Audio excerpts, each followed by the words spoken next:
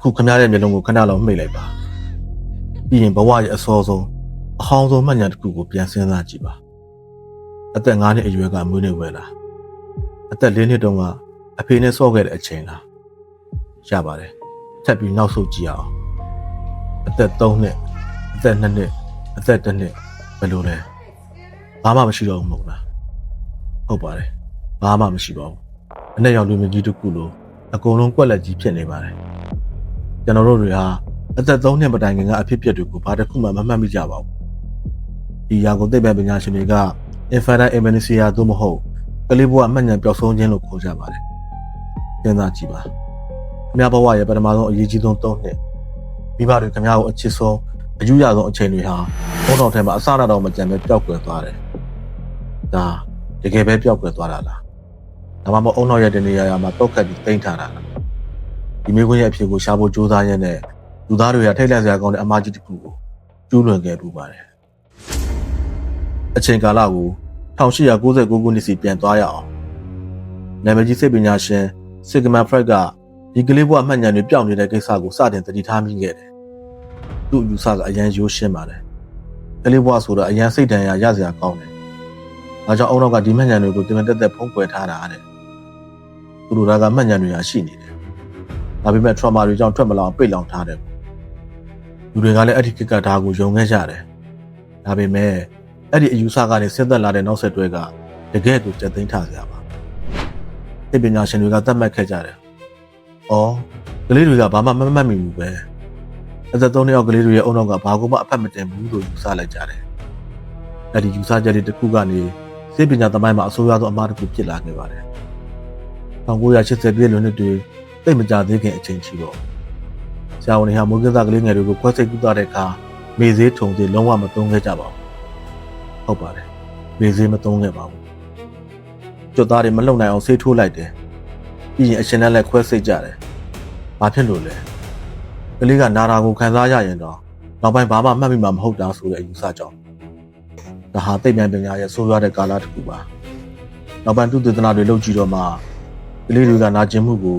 လူကြီးတွေတက်တော့ပိုခံစားရတယ်ဆိုတာသိလာကြတယ်။ပြီးတော့မေးစရာရှိလာပြီ။ခွဲစိတ်ရလောက်အောင်နာကျင်ခဲ့တဲ့အရာတွေကိုတော့ကလေးတွေကဘာလို့ကြီးလာရင်မမှတ်မိရတာလဲ။ Pride ပြောသလို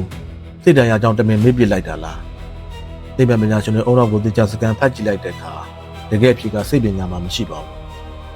။အုံနောက်ရဲ့ဇီဝကမ္မဗေဒရုပ်ပိုင်းဆိုင်ရာပြောင်းလဲမှုအကြီးစားကြီးတစ်ခုထဲမှာရှိနေပါတယ်။ဒီလိုဝက်ချက်ကိုနားလည်ဖို့အုံနောက်ထက်ကအရေးကြီးဆုံးနေရာတစ်ခုကိုတွားကြည့်ရအောင်။ဒီနေရာလေးကို hippocampus လို့ခေါ်ပါတယ်။သူ့ကိုကွန်ပျူတာတစ်လုံးက hard drive တစ်ခုလိုမြင်ကြည့်လိုက်ပါ။ဒီစဉ်ကြုံတွေ့ရတဲ့အဖြစ်အပျက်တွေလူတွေနေရာတွေကိုသူက save လုပ်ပေးတယ်။မှတ်တမ်းတင်ပေးတယ်။ဒါပေမဲ့ပြဿနာကကလေးတွေရဲ့ hippocampus ကအပြည့်အဝမဖွံ့ဖြိုးသေးဘူးဖြစ်နေတယ်။ဒီတဲ့ပုံဆိုတာတစ်ခုရှိသေးတယ်။ဝေကင်းသားအရွယ်ကနေအသက်3နှစ်အတွင်းမှာကလေးတွေရဲ့အုံနောက်ဟာအရန်ကိုအလုံးလုံးလွန်းပါတယ်။ဘလောက်တောင်လဲဆိုရင် neurogenesis လို့ခေါ်တဲ့အုံနောက်ဆဲအသစ်လေးတွေတန်းတဲ့ချီပြီးနေတိုင်းအဆက်မပြတ်ထွက်ပေါ်နေပါတယ်။ဒါဟာကောင်းတဲ့ကိစ္စလို့ထင်စရာရှိပါတယ်။ဆဲအသစ်တွေများများထွက်လာတော့အုံနောက်ပိုကောင်းတာပေါ့လို့တွေးမိလိမ့်မယ်။ဒါပေမဲ့တကယ်တမ်းဖြစ်သွားတာကအဲ့ဒီလိုမဟုတ်ဘူး။ဆဲအသစ်တွေအများကြီးထွက်လာတဲ့အခါအဲ့ဒီဆဲအသစ်တွေကအရင်ရှိနေတဲ့ဆဲဟောင်းတွေနေရာကိုဝင်လူကြတယ်။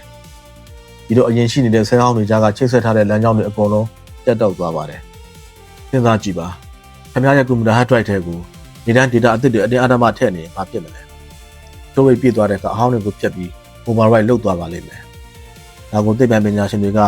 selective pruning လို့ခေါ်ပါတယ်။အုံနောက်ကလိုအပ်တဲ့အရာတွေကိုနေရာပေးဖို့အတွက်မလိုအပ်တော့ဘူးလို့ထင်တဲ့မှတ်ဉာဏ်ဟောင်းတွေကိုအကြံပဒံဖယ်ရှားပစ်လိုက်တာပါ။ဆိုလိုတာကအ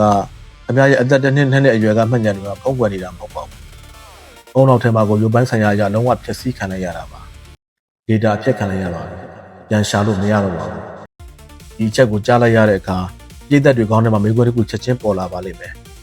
ဟေ့နေပါဦး။မှတ်ဉာဏ်တွေအကုန်လုံးဖျက်ဆီးခံလိုက်ရတယ်ဆိုရင်ငါတို့အသက်2နှစ်မှာသင်ခဲ့တဲ့လမ်းလျှောက်တာတွေစကားပြောတာတွေမိဘတွေကိုမှတ်မိတာတွေကြတော့ရောဘာလို့မပြတ်သွားတာလဲ။ဒါဟာဒီဇလန်ရဲ့စိတ်ဝင်စားစရာအကောင်းဆုံးအပိုင်းပါပဲ။ကျွန်တော်တို့ရဲ့အုံနောက်ဟာမှတ်ဉာဏ်တွေကိုသိမ့်တဲ့အခါပုံစံတစ်မျိုးတည်းသိမ့်တာမဟုတ်ပါဘူး။အဓိကအားဖြင့်2မျိုးခွဲသိမ့်ပါတယ်။ explicit memory နဲ့ implicit memory ပါ။နားလည်လွယ်အောင်ပြောရရင်ဇလန်မှတ်ဉာဏ်နဲ့ခန္ဓာကိုယ်မှတ်ဉာဏ်ပါ။တပင်းစီတာကိုပဲဥပမာပေးကြည့်ပါမယ်။ အများစပိန်စီးတတ်တယ်စပိန်ပေါ်တက်လိုက်တာနဲ့ခြေထောက်ကအလိုလိုနင်းသွားတယ်ဘလို့ဘရိတ်အုပ်ရမလဲဆိုတာခန္ဓာကိုယ်ကအလိုလိုသိနေတယ်အဲ့ဒါကို implicit memory လို့ခေါ်ပါတယ်အုံနောက်ကတခြားနေရာကနေအလုံးလုပ်ပါတယ်ဒါပေမဲ့အများဘယ်အသက်အရွယ်တုန်းကဘယ်နေရာမှာဘသူကစပိန်စီးတင်ပေးခဲ့တာလဲဆိုတာကိုပြန်စဉ်းစားကြည့်ပါအဲ့ဒီလိုဇလန်တစ်ပုဒ်လို့အစားဆုံးပြန်ပြောပြနိုင်တာကိုကြတော့ explicit memory လို့ခေါ်ပါတယ်ကလေးတွေရဲ့အုံနောက်ထဲမှာ data တွေအဖြတ်ခံရတယ်ဆိုတာအဲ့ဒီဇလန်မှတ်ဉာဏ်တွေပဲအဖြတ်ခံရတာပါဘယ်ချိန်ဘယ်နေရာဘယ်လိုဖြစ်ခဲ့တယ်ဆိုတဲ့အသေးစိတ်တွေကိုမမှတ်မိတော့ဘူးဒါပေမဲ့လက်လျှောက်တာစကားပြောတာအမိရဲ့အနံလေးကိုမှတ်မိတာဘယ်လိုအရာကတော့ပူတယ်ဆိုတဲ့ခန္ဓာကိုယ်မှတ်ဉာဏ်တွေကတော့အုံနောက်ရဲ့အနက်ဆိုင်ဆုံးနေရာမှာခံခဲ့မှာကြံ့ကျင့်နေခဲ့ပါတယ်သူတို့ကအဖြတ်မခံရပါဘူးအများရဲ့ခန္ဓာကိုယ်ထဲမှာပုံကွယ်ပြီးကြံနေခဲ့တာပါပြီးတော့နောက်ထပ်အရေးကြီးတဲ့အချက်တစ်ခုရှိပါသေးတယ်အဲ့ဒါကဘာသာစကားပါလူတွေဟာအဖြစ်အပျက်တစ်ခုကိုမှတ်မိဖို့အတွက်စကားလုံးတွေသုံးပြီးမှတ်ကြရပါတယ်ဒီနေ့မိုးရတယ်မွေးနေ့ကိစ္စရတယ်စသဖြင့်ပေါ့ကလေးတွေကစကားမှကောင်းကောင်းမပြောတတ်သေးတာသူတို့မှမှတ်တမ်းတင်စရာစကားလုံးမရှိပါဘူးစကားလုံးမရှိတဲ့အတွက်မှတ်ဉာဏ်တွေဟာပေါ်ရရောင်တွေခံစားချက်တွေအနေနဲ့ပဲလွတ်မျောနေပြီးအချိန်တန်တော့ပျောက်ကွယ်သွားရပါတော့တယ်ဒါဆိုရင်နောက်ဆုံးမေးခွန်းတစ်ခုမေးစရာရှိလာပြီကလေးတွေကဘာမှမမှတ်မိဘူးဆိုရင်အဲ့ဒီ3နှစ်အရွယ်ကလေးတွေကဘာမှအရေးပါလို့လဲငါတို့အဲ့ဒီအချိန်ကခရီးတွေထက်ခွက်ကြတယ်ကစားခဲ့ကြတယ်ပြီးတော့ဘာမှမမှတ်မိတော့ဘူးအလကားပဲလားဒါကမိဘတိုင်းတွေးမိတတ်တဲ့မေးခွန်းပါအဖြေကတော့လုံးဝအလကားမဖြစ်ပါဘူးဘုံတော်ကမှတ်ဉာဏ်ဒေတာတွေကိုဖျက်လိုက်ပေမဲ့အဲ့ဒီမှတ်ဉာဏ်တွေကနေရလာတဲ့ပုံစံကွက်ကိုတော့ခြံထားခဲ့ပါတယ်စဉ်းစားကြည့်ပါအိမ်ဒီလုံးဆောက်တဲ့အခါအောက်ဆုံးက foundation ကိုမြင့်ကြီးတဲ့မြှုပ်လိုက်ရတယ်အိမ်ဆောက်ပြီးသွားရင်အဲ့ဒီ foundation ကိုဘယ်သူမှမမြင်ရတော့ပျောက်သွားသလိုပဲဒါပေမဲ့အဲ့ဒီ foundation မရှိရင်အင်ကြီးပြိုကျသွားပါလိမ့်မယ်ကလေးဘွားရဲ့မေးပြောင်းသွားတဲ့3နှစ်တာကာလဟာလည်းခမရဘဝရဲ့ foundation ပါပဲအဲ့ဒီချိန်ကဖြစ်ပျက်တွေကိုခမရမမှတ်မိတော့ပါဘူးဒါပေမဲ့လူတွေပေါ်ဘလောက်ယုံကြည်တတ်တယ်လဲဘယ်လိုအရာတွေကိုကြောက်ရွံ့တတ်တယ်လဲအချစ်ကိုဘယ်လိုခံစားတတ်တယ်လဲဆိုတဲ့ခမရရဲ့လက်ရှိဇယိုက်လက္ခဏာဟာအဲ့ဒီမေးပြောင်းသွားတဲ့အချိန်တွေထဲမှာပဲအမြင့်တွယ်ခဲ့တာပါ